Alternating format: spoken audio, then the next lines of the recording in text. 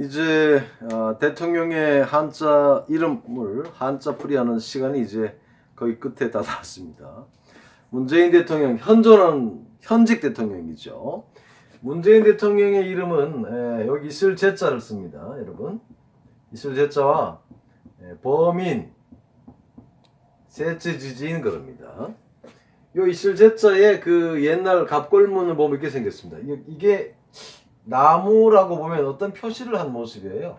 이렇게 나무에 어떤 표시를 한 모습인데 학자들마다 의견이 분분합니다. 특별 표시를 한 나무라는 것은 어떤 곳에다가 특별한 표시를 한 나무를 두었다는 것은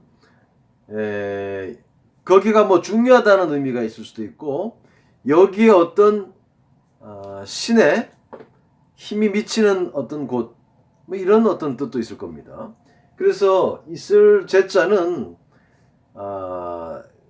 이 자식을 못 놓는 사람이 이런 곳에 가서 어떤 신으로부터 힘을 받아 가지고 거기에 존재하는 어떤 영적인 힘을 받아 가지고 자식을 놓게 될 수 있다. 뭐 이런 어떤 그런 뜻도 있다고 그래요. 아무튼 있을 제자는 단순히 있다라는 뜻이 아니라 거기에 일반적인 표현을 쓰면 어떤 신이 깃든다, 신령이 깃든다, 뭐 어디 특별한 힘이 작용한다, 뭐 이렇게 볼 수 있겠습니다.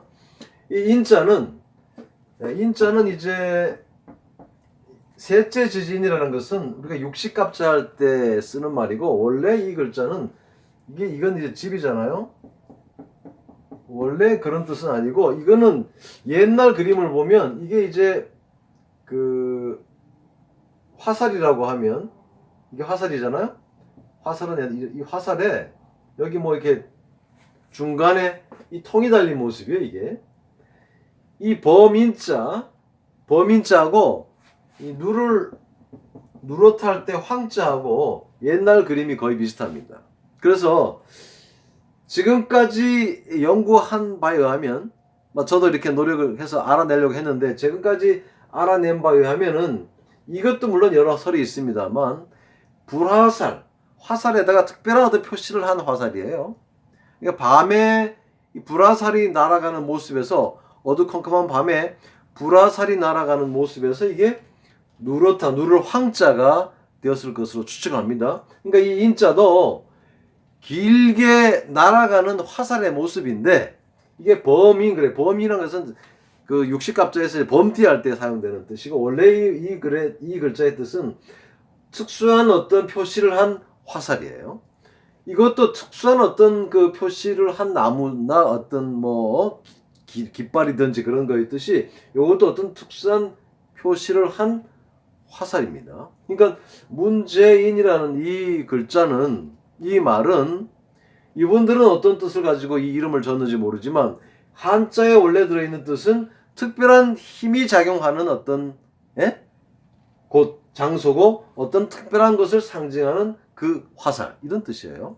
그러니까 어떤 신의 힘이 작용하는 어떤 특별한 힘이 작용하는 그래서 뭔가를 불가능한 것을 해내게 할 수 있는 그 힘을 가진 사람이 되어라 이렇게 해서 이름을 줬는지 모르겠습니다. 뭐 꿈보다 해몽이라고 문재인 씨가 그 어려운 역경을 뚫고 노무현 대통령이 서거를 안 들어와 있었으면 이분이 정치를 했을지 대통령이 되었을지 모르잖아요. 근데 아무튼 전혀 어떤 그 권력 의지나 욕망이 없어 보이던 이분이 대통령이 되었어요. 여러 우여곡절 끝에. 그런 면에서 이 이름이 영향을 좀 줬을까요? 이름이 영향을 준 건 아니죠. 어쨌든 우리는 그냥 흥미를 가지고 이름을 그냥 풀어본 것입니다. 수고했습니다.